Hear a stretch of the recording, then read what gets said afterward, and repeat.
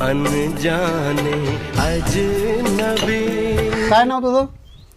माझं खरं नाव माझ्या आधार कार्डवर कोंडाबाई आहे, पण मला घरी सगळे कोंडे कोंडे म्हणतात. आणि माझं इंस्टाग्रामला आयडीचं नाव आहे कोंडा द क्वीन. वा वा वा, छान छान छान. काय शिक्षण झालंय तुझं? मी खूप शिकले, माझं ग्रॅज्युएशन झालंय. बरं बरं बरं. प्रश्न विचारू का मग? हो विचारा ना. बरं, नेट म्हणजे काय असते?